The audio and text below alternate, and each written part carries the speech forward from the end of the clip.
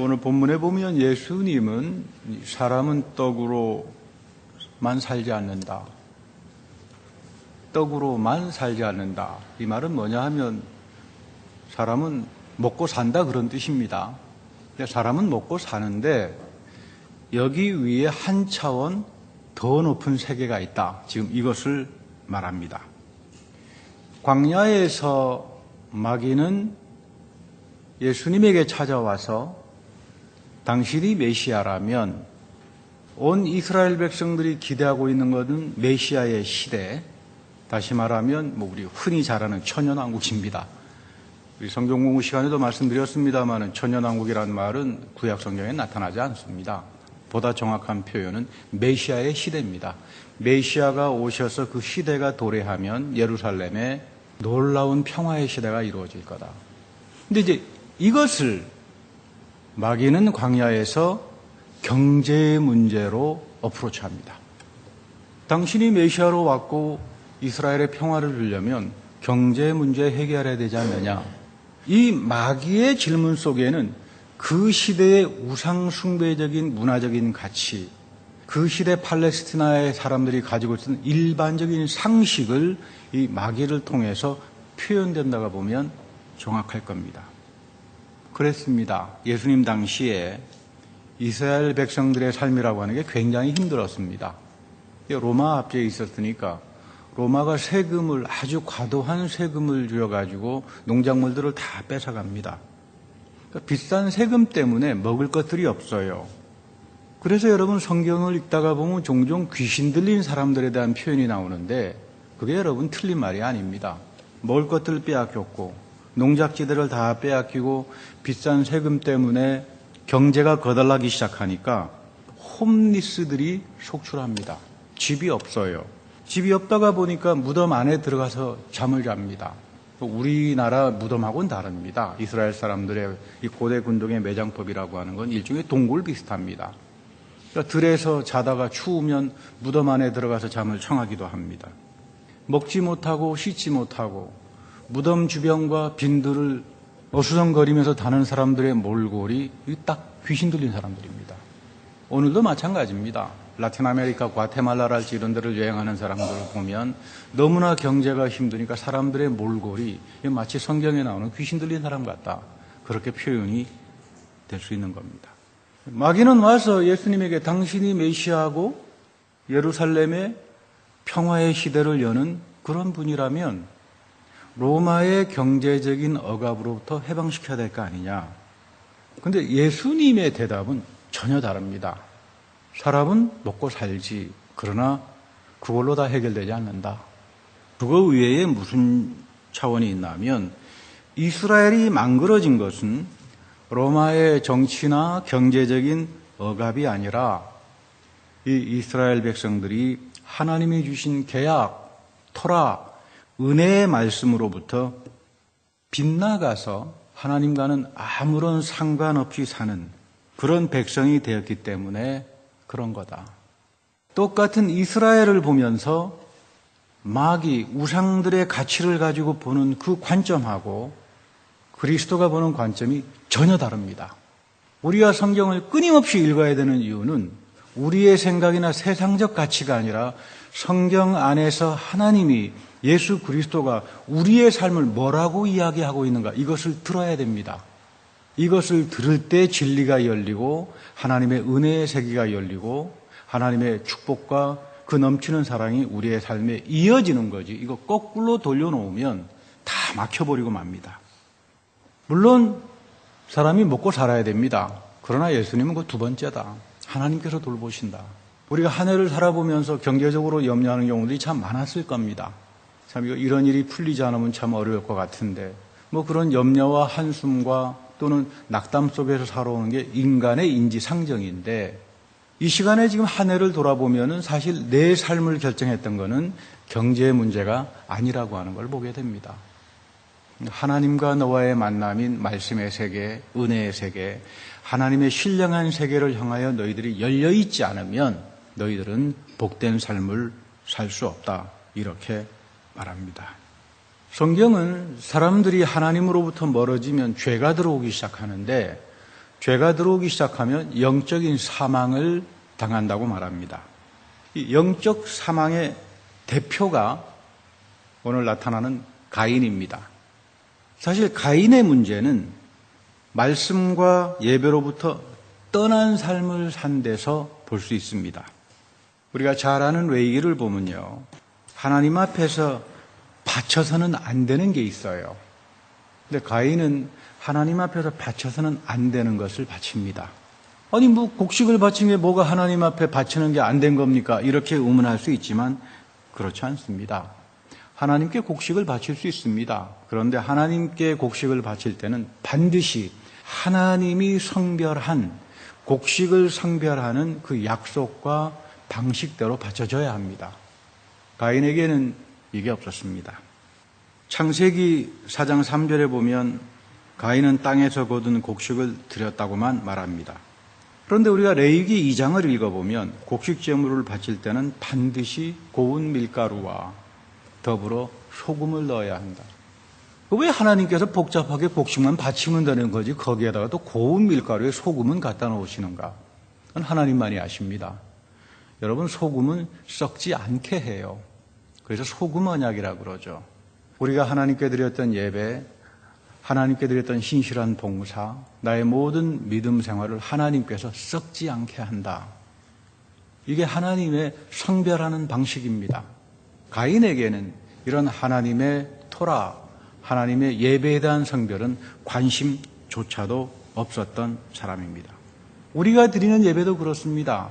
하나님께서 우리의 예배를 받아주시고 하나님께서 고운 밀가루로 썩지 않는 소금으로 언약을 인쳐주셔서 말씀과 성령으로 우리가 드리는 예배를 거룩하게 해주셨을 때에 우리가 이 드리는 예배가 하나님께서 되돌려 주십니다. 우리가 드렸던 이 예배가 하나님으로부터 오는 놀라운 은혜의 축복으로 되돌아오는 것은 이것이 하나님이 원하는 방식입니다. 그래서 예배 속에는 고운 밀가루와 소금의 언약이 같이 들어옵니다.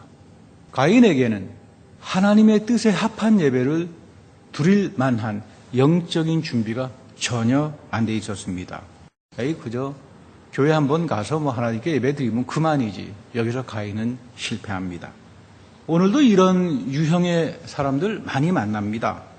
자기 생각대로, 자기 기분대로, 자기 경험대로 하나님 믿고 다 하면 그만이지. 항상 자기 중심으로 갑니다. 그리고는 하나님의 사랑과 은혜와 축복을 강구하는데 우리 이사야서에 보면 53장에 보면 굉장히 중요한 말씀이 나옵니다. 하나님께서 경고합니다. 이스라엘 백성에게. 나를 너희들과 같다고 생각하지 마라. 하나님은 하나님이 하신 약속 신실하게 지켜나가는 하나님의 방식이 있어요. 이게 거룩의 방식입니다. 하나님이 지켜나가는 거룩의 방식을 너희들의 우상숭배적인 가치나 세상의 가치를 가지고 와서 같은 거라고 착각하지 말라 이 말입니다. 나는 너희들과 다르고 내가 가는 길은 너희의 길과 다르다. 하나님은 우리와 다른 분이다. 이것을 성경에서는 거룩으로 표현합니다. 하나님은 우리와 다른 분이다. 하나님을 우리와 다른 분으로 받아들이고 거룩한 분으로 받아들일 때 비로소 우리 안에는 경건이 시작합니다. 경건이라고 하는 말은 다른 말이 아닙니다.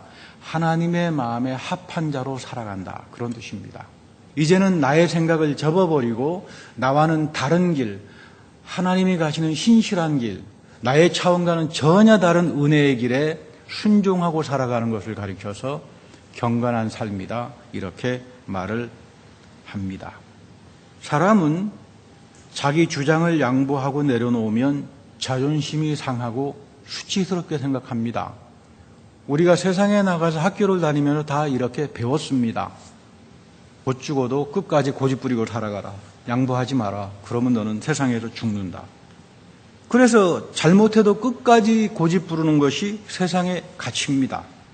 지난주에 대한민국을 잠깐 가 있었습니다마는 그 대한민국의 TV를 보고 사람들을 만나면서 느꼈던 게 바로 이런 부분입니다. 정치하는 사람들이나 돈을 버는 사람들이나 내가 잘못됐다고 하는 사람은 한 사람도 없습니다. 다 남 때문입니다. 다 남 때문. 그 남을 비난하고 난 다음 아니면 말고식입니다. 이거 여러분 우상숭배의 가치입니다. 우리가 하나님의 말씀의 가치를 가지고 살아가기 시작하면 하나님의 말씀의 가치는 이런 세상의 가치하고는 전혀 다릅니다. 초등학교 다닐 때 너 커서 뭐가 될래 하면 뭐 다 대통령, 세종대왕 같은 분, 뭐 저도 그랬습니다. 저도 뭐 제일 존경하는 인물이 이순신 아니면 세종대왕이어서 한국 갈 때마다 광화문에 가서 인사를 꼭 드리고 옵니다만은 뭐 이번에는 제가 못 들렸습니다. 제주도에 있었기 때문에. 어쨌든 뭐 다 뭐 세종대왕, 대통령, 뭐 이순신 장군 뭐 다 이렇게 물론 사람이 뭐 위대한 인물이 되겠다라고 하는 걸 나쁘다고 할 필요는 없습니다. 절대. 근데 보다 더 중요한 것은 내가 인생을 살면서 어떤 가치를 가지고 살아갈 건가? 하나님 마음에 합한 어떤 영적인 가치를 가지고 살아갈 건가? 이런 걸 제대로 배우지 못하면 사람들의 삶이 망그러지고 맙니다. 원래 유교는 이런 것이 아닌데 유교에 보면 유교가 역사적으로 타락하면서 뭐 이름을 남기는 것을 최고의 교육이라고 가르쳐 왔습니다. 그래서 뭐 여러분들 잘 아시는 호랑이는 죽어서 가죽을 남기고 인간은 죽어서 뭐 이름을 남긴다 뭐 그러잖아요. 그래서 이름 석자 남기기 위해 가지고 좋은 권력의 자리, 좋은 자리는 다 거기에다가 올인을 합니다. 근데 여러분 사람이 죽어서 이름 석자 남기면 뭐 하겠습니까? 뭐 할 수도 없는 건데. 근데 여러분들의 이름이 영원히 빛나는 것은 하나님의 은혜의 세계에서만 영원한 생명의 세계에서만 여러분들의 이름이 영원히 빛나는 겁니다. 그러니까 감사절이라고 하는 것은 단순히 내가 하나님 감사하구나 고맙습니다 이런 생각이 아닙니다. 하나님 앞에 서서 원점으로 돌아가기 이게 성경이 가르치는 감사라고 하는 중요한 말입니다. 사람들에게는 소유욕이 있습니다. 돈을 많이 가지고 싶습니다. 왜 사람들은 그토록 돈을 소중하게 여길까? 간단합니다. 호주머니에 돈이 있으면 사람들이 자기를 좀 많이 높이 봐주잖아요. 그래서 너나 나나 다 부자가 되려고 그러고 목사님들도 너나 나나 다 대형교회 목사가 되길 원합니다. 그렇게 보면 저는 완전히 실패한 목사고 여러분들도 대단히 실패한 성도들인데 하나님의 말씀은 전혀 그렇게 말 안 합니다. 이 생명말씀교회가 빌라델피아 교회다. 마지막 때 남겨놓은 교회다.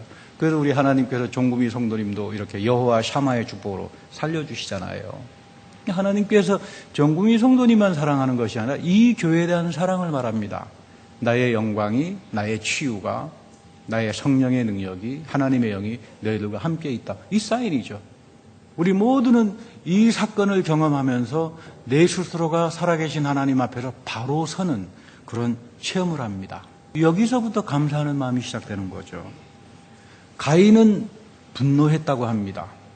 예배 속에는 감사가 담겨져 있는데 히브리서에 보면 우리의 예배는 감사의 예배다. 그런 말이 나오거든요. 굉장히 중요한 말입니다. 성경은 감사를 어떻게 말하는가? 감사를 철저하게 예배하고 연결을 짓습니다. 감사 예배에서 가인은 실패합니다. 그래서 분노했다고 합니다. 이 한국 사람들에게 분노라고 하는 말은 불같은 마음이죠. 분노하면 사람들이 막 불덩이처럼 되잖아요. 가슴이 막 불이 이글이글 거리고.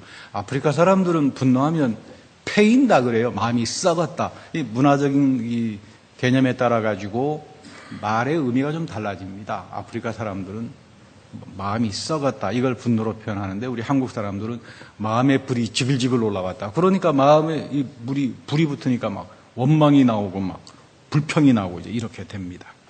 출애굽을 보면 이스라엘 백성들도 우리 한국 사람들하고 좀 비슷한 데가 많아요. 홍해 사건을 만났습니다.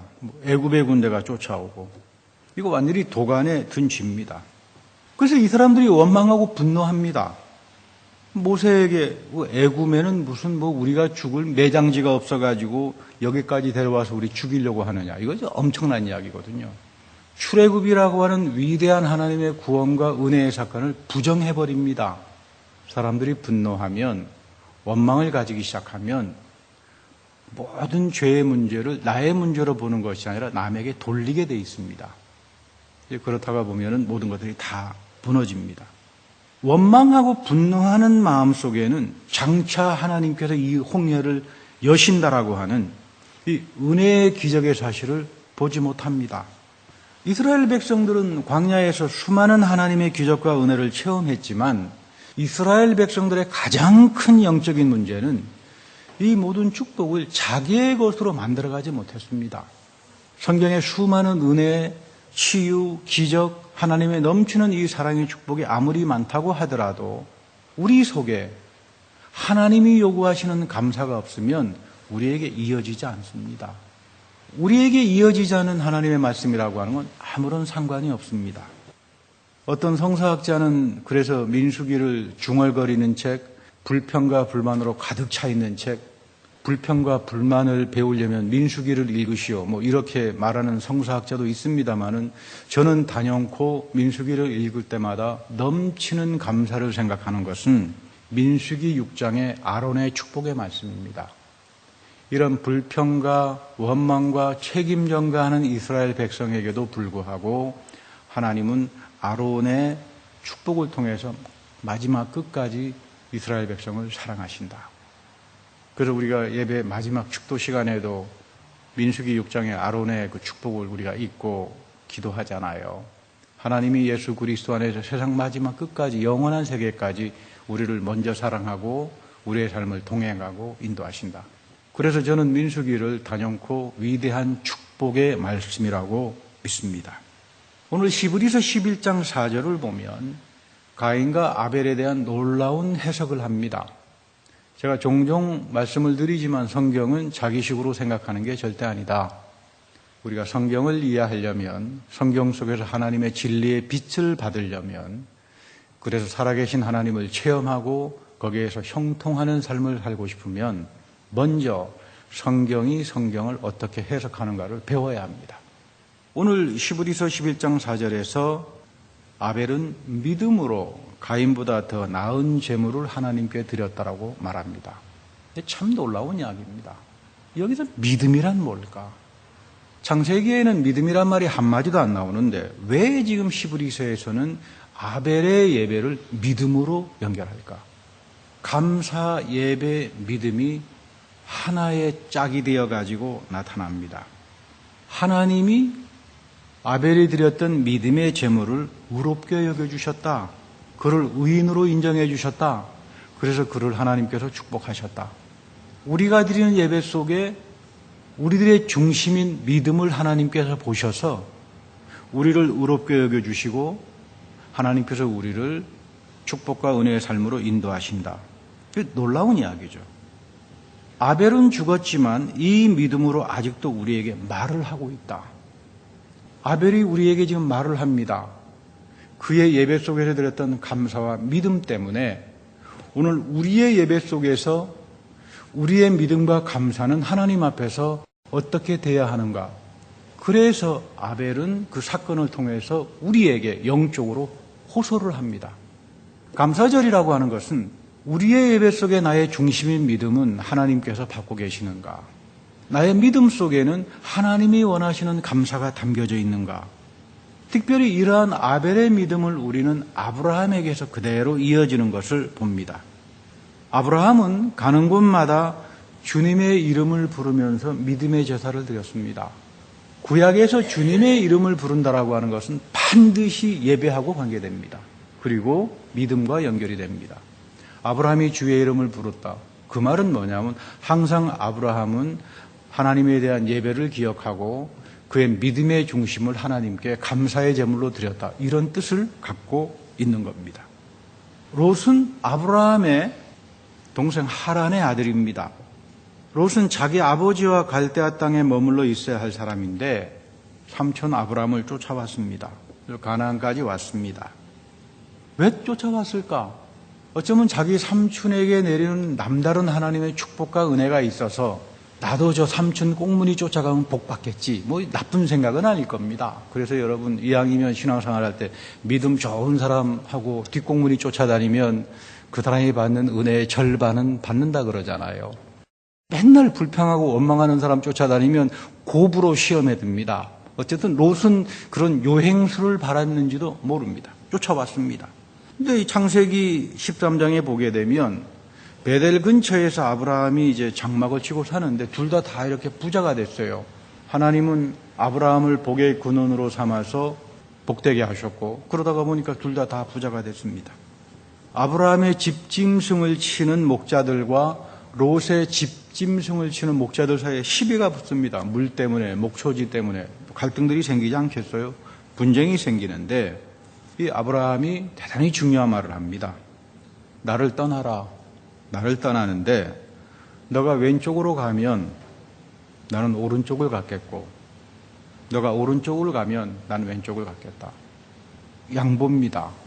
고대 근동의 시대의 양보는 불가능합니다. 나이 어린 조카가 삼촌에게 양보를 하는 게 고대 근동의 관습이죠. 오늘날도 버르장머리 없는 사람이라고 하지 않겠어요? 어린 사람이 지멋대로 하면.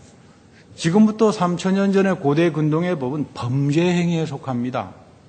어린 사람이, 조카가 먼저 자기를 선택한다면 삼촌인 어른을 제껴두고 그건 범죄 행위에 들어갑니다. 물론 오늘 우리 시대는 범죄 행위가 아니라 도덕적으로 윤리적으로 잘못된 사람이다 이런 평가는 받습니다마는 아브라함에게 있어서 양보는 쉬운 게 아닙니다. 세상 사람들로부터 비웃음을 당해야 되고 전혀 그 시대 고대 근동의 문화의 가치를 거슬러가는 태도입니다. 은혜는 항상 세상의 시류, 물살을 거슬러가는 데서부터 시작합니다.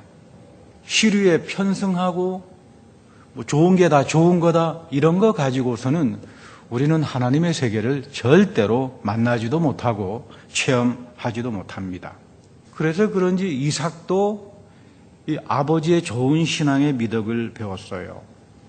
우물을 팔 때마다 블레셋 사람들이 와서 방해를 하면 양보하고 다른 데로 갑니다. 그때마다 하나님께서 그 우물에게 축복을 해주시고 항상 새로움으로 인도하십니다.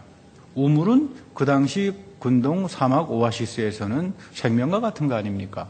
자기의 오아시스, 자기의 생명의 샘을 양보하고 간다라고 하는 것은 결코 쉬운 일이 아닌데 양보와 자족과 세상 사람들의 가치를 볼 때 어리석은 이런 일들을 아브라함과 이삭은 왜 할 수 있었을까? 그들에게는 믿음이 있었고 살아계신 하나님에 대한 믿음이 있었고 살아계신 하나님에 대한 감사가 있었고 온갖 수 없는 방해와 좌절 속에서도 하나님께서 내 삶을 선택하고 이끌어 간다라고 하는 그 철저한 믿음의 중심이 서 있었기 때문입니다. 롯은 소돔과 고모라를 보았을 때 이런 말을 합니다. 물이 넉넉한 것이 마치 주님의 동산과 같고 에덴 동산이다 이 말이에요. 소돔과 고모라를 보면서 애굽의 땅과 같았더라. 참 기가 막힌 이야기입니다. 지금 멸망하고 죽어야 되는 소돔과 고모라 땅을 보면서 롯이라는 사람의 영적 태도는 에덴 동산하고 비교하고 있고요. 그런가 하면 애굽의 나일강에서 큰 농작물이 풍수한 그 애굽의 땅을 상상하고 있는 겁니다. 보는 게 다릅니다. 멸망해버릴 도시를 향해서 롯이 봤던 것은 이런 어처구니 없는 내용입니다. 경제적인 것으로만 봤습니다. 저 소돔과 고모라에 가게 되면 물도 많고 복소지도 풍부하고 주님의 동상도 같고 진짜 가면 떼부자 되겠구나 하고 갔는데 알거지가 되었고 패가망신의 대표가 되어가지고 도망쳐 나온 게 롯의 인생입니다. 여기서 우리가 중요한 것 한 가지 배웁니다. 하나님이 믿음을 가진 사람들에게 선택한다. 아브라함은 하나님이 선택했습니다. 아브라함이 갈 길을 하나님이 선택해 줍니다. 롯은 자기가 선택했지만 자기가 눈에 보이는 자기 약삭빠른 꾀와 생각에 따라 가지고 선택을 했지만 믿음의 사람들에게는 하나님이 끊임없이 하나님의 말씀과 성령을 통해서 하나님이 앞길을 선택합니다. 이것이 여러분들을 바른 믿음, 하나님에 대한 바른 감사로 가게 됩니다. 그런데 어떻게 아브라함은 이런 위대한 믿음을 가질 수 있었을까? 어떻게 해서 하나님은 이 아브라함의 미래를 선택하고 놀랍게 인도할 수 있는 그러한 믿음의 그릇이 어떻게 아브라함에게 있었을까? 사실 여러분 아브라함이라고 해서 완벽한 사람은 절대로 아닙니다. 아브라함이 이런 귀한 믿음은 12장에 가보면 굉장히 경제적인 궁핍의 사건 때문에 약속의 땅을 떠나서 애굽의 땅으로 내려가는 이야기가 나옵니다. 고센 땅이라고 그러죠. 고센 땅에 가서 죽을 고생 다 하고 올라옵니다. 아브라함은 그 고센 땅에서 지옥을 체험했습니다. 하나님의 약속을 떠나버린다는 것이, 하나님의 말씀으로부터 일탈된다라고 하는 것이 죽음과 같은 경험이로구나. 나는 목숨 부지하기 위해 가지고 떠났지만 이게 전혀 아니로구나. 여기서 이 사건을 통해서 아브라함은 회개를 배웁니다. 이 사건 이후부터 아브라함의 믿음의 태도는 180도 바뀝니다. 창세기 12장 이전의 아브라함이라면 롯, 너는 조카니까 내가 여기 선택할 테니까 넌 절로 가라. 뭐 이렇게 이야기했을런지 모르지만 이 13장에서는 완전히 변화된, 완전히 새 사람이 된 그런 새로운 믿음의 사람으로 아브라함의 모습을 보게 됩니다. 하나님의 생각으로 채워져서 삽니다. 믿음이라고 하는 것, 감사라고 하는 것은 하나님이 주시는 생각, 하나님이 주시는 생각에는 평강이 있고 감사가 있고 은혜가 있고 사랑함이 있습니다. 우리가 감사하지 못합니다. 하나님이 생각하는 감사, 하나님의 감사가 우리에게 채워지기 시작할 때 우리는 비로소 하나님 앞에서 바른 믿음을 가지고 감사하는 믿음의 예배를 드릴 수가 있게 됩니다. 원래 감사라고 하는 말은 우리 동양의 언어에서는 어떤 은혜를 가진 것에 대한 보답이란 말로 씁니다. 그리고 우리말에도 감사한다 그러면은 그저 내가 받은 은혜에 대해서 보답하고 이 정도로 우리 생각하잖아요. 근데 성경의 감사는 전혀 다릅니다. 이 성경에서 말하는 감사라고 하는 말은 이 유럽 언어에서는 생각하고 연결이 됩니다. 그래서 독일말이나 프랑스말이나 영어에도 감사는 다 생각하고 연결이 되어 있습니다. 그렇죠? 우리 영어에도 think하고 thank가 같은 말이에요. 온전한 생각을 하는 사람들, 하나님 앞에서 바른 생각을 하는 사람들이 비로소 감사한다. 그 말이죠. 다른 말로 말하면 회개입니다. 메타노이아, 회개라고 하는 말은 하나님 앞에 종점으로 가서 바로 선다. 하나님의 생각으로 나의 생각이 채워질 때, 하나님의 말씀과 성령으로 내 생각이 채워질 때 비로소 하나님이 원하는 감사를 하게 된다. 믿음이라고 하는 것은 하나님 앞에서 바른 생각에서부터 나오지 않는가요? 온전한 생각이 없는 사람은 절대로 믿음을 갖지 못합니다. 교만해가지고 가질 수가 없죠. 믿음이 선물인데 이 성령의 선물인 믿음을 바른 생각을 가지고 받는 사람들, 이런 사람들이 비로소 하나님께서 원하는 감사를 할 수 있게 된다는 그런 이야기입니다. 아브라함은 어디를 가도 하나님 앞에서 예배를 했고 믿음의 제사를 드렸고 감사하는 마음을 가졌습니다. 그것은 다른 말로 말하면 아브라함은 어느 곳에서든지 간에 하나님 앞에서 바른 생각, 온전한 생각, 하나님 마음에 합한 생각을 가지고 살았던 그 이야기를 우리에게 가르쳐 줍니다. 오늘 우리에게도 하나님은 부활하신 그리스도의 성령을 통해서 우리에게 오시길 원합니다. 시편은 종종 말합니다. 하나님은 겸손한 자와 의논하고 그의 길을 인도하신다.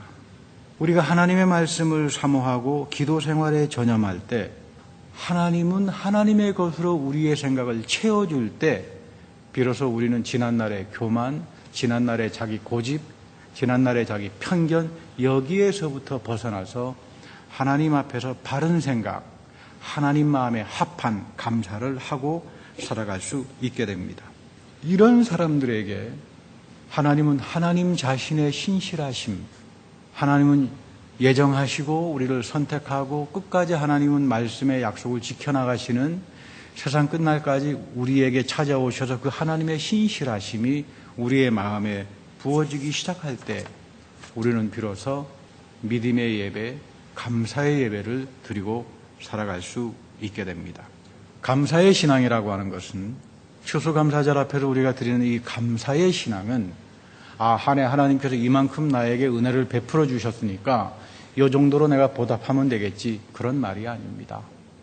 추수감사절에 우리가 간구해야 되는 믿음은 주님, 내가 주님 앞에서 항상 바르게 서게 해 주십시오. 바른 생각을 하게 해 주십시오. 성령을 통해서 내 마음에 하나님의 약속과 신실하심이 내 마음판에 부어져서 하나님 앞에서 종점으로 돌아와서 항상 새롭게 시작하는 삶, 항상 하나님 앞에서 나를 돌이키고 회개하고 하나님의 새로움에 참여하는 그런 삶을 살아가게 해 주십시오. 이런 삶을 사는 사람들이 성령의 첫 열매로 살아가는 사람들이고, 우리가 추수감사절에 감사의 예물을 하나님께 드리지만 하나님은 여러분들에게 여러분들을 감사하는 사람으로 성령의 첫 열매로 감사의 백성으로 만들어가는 겁니다. 이런 사람들에게 하나님의 형통이 열리고 하나님의 기적이 열리고 하나님의 세계가 열리는 겁니다. 여러분들의 믿음이 하나님 앞에서 바른 생각, 그리고 하나님으로부터 오는 감사, 하나님 마음에 합하여 살아가는 그런 귀한 믿음의 성도들이 다 되기를 축복합니다. 다 같이 기도하겠습니다. 오늘 이 감사절 예배에 한 해 주님께서 베풀어 주셨던 은혜를 보답하고 감사하는 그런 마음도 있지만, 보다 더 근본적인 것은 하나님은 우리의 예배가 믿음의 제사가 되길 원하시고, 항상 하나님 앞에서 나의 중심이 바로 서게 하시고, 아벨, 아브라함, 그리고 바울에 이르는 그 귀한 믿음의 축복의 선물을 우리에게 이어가길 원하십니다. 이 추수감사절에 우리 모두가 하나님 앞에서 바른 생각을 하며 말씀과 성령 안에서 성령의 첫 열매로 하나님께서 수확하는 감사의 믿음의 백성들이 다 되게 하여 주옵소서. 한 해 이 교회를 지켜주시고 주의 성도들의 삶을 주님의 지팡이로 안위하셔서 지금까지 은혜를 베풀어 주신 하나님의 은혜를 기억합니다. 또한 장차 이어지는 모든 믿음의 생활 속에 이 넘치는 믿음, 바른 생각, 회개, 감사, 하나님의 생각으로 우리 모두가 다 채워지는 그런 귀한 믿음의 식구들이 다 되게 하여 주옵소서. 우리 구주 예수 그리스도의 이름으로 감사하며 기도드립니다. 아멘.